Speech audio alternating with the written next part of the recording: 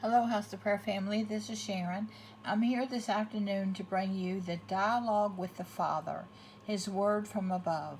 This was given to Bertha Dudde on October the 30th, 1959. You must withdraw into solitude if you want to speak to me.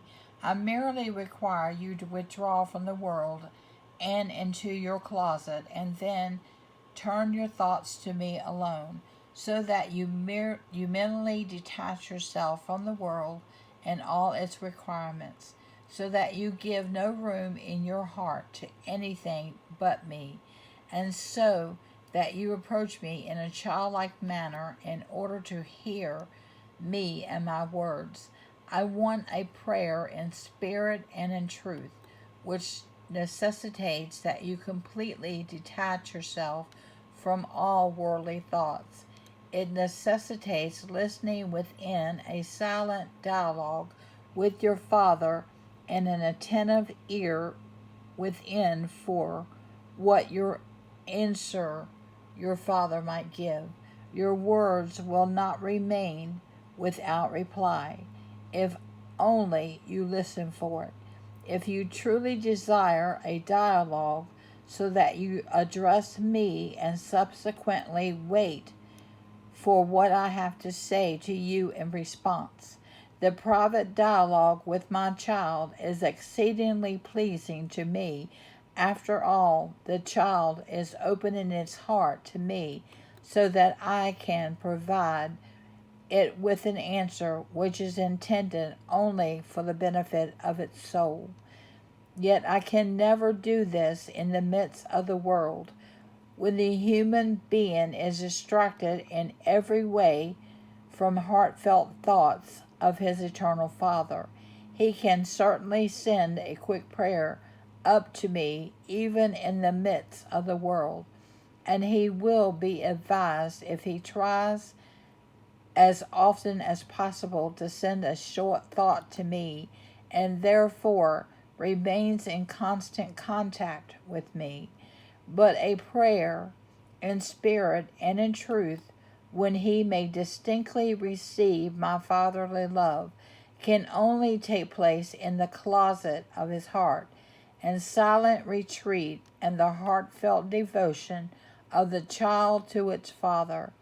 Then peace will enter the person's heart, and he can hold a heart-to-heart talk with the Father, and he never regret spending any spare time in such silent dialogue, because I will gladly speak with my child, and it will draw benefit from its soul from every conversation.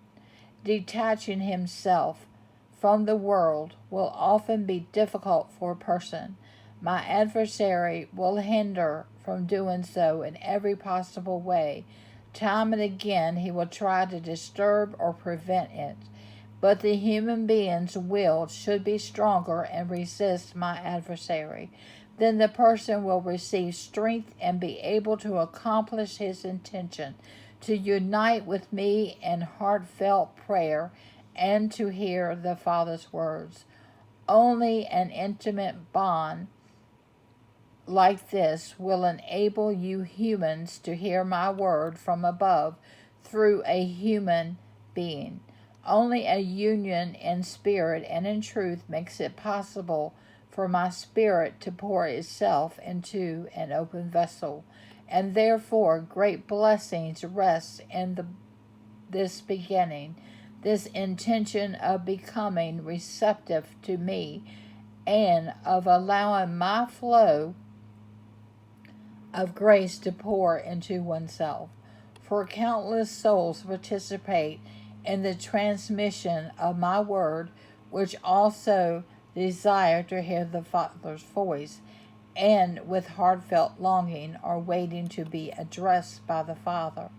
You shall all withdraw into solitude and listen, and you may hear your Father's voice. It will sound to you like pleasing music, for that which comes from me can only grant your happiness and blessing. That which comes from me has to touch your souls like exquisite nourishment for which you long and which you will receive without limitation as soon as you desire it. Send a prayer up in spirit and in truth. Lift your thoughts to me and listen.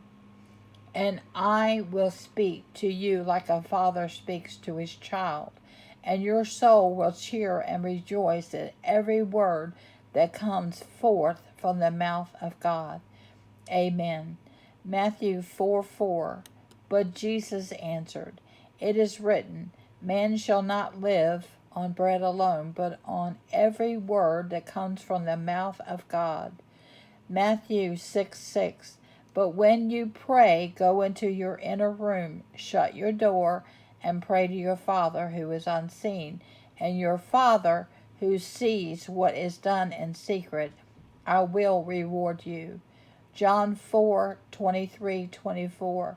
But a time is coming, and has now come, when the true worshippers will worship the Father in spirit and in truth. For the Father is seeking such as these to worship him.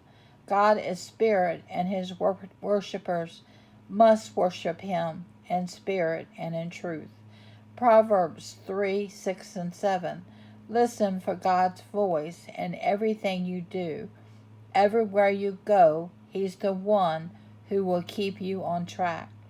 Don't assume that you know it all. Run to God. Run from evil. Amen.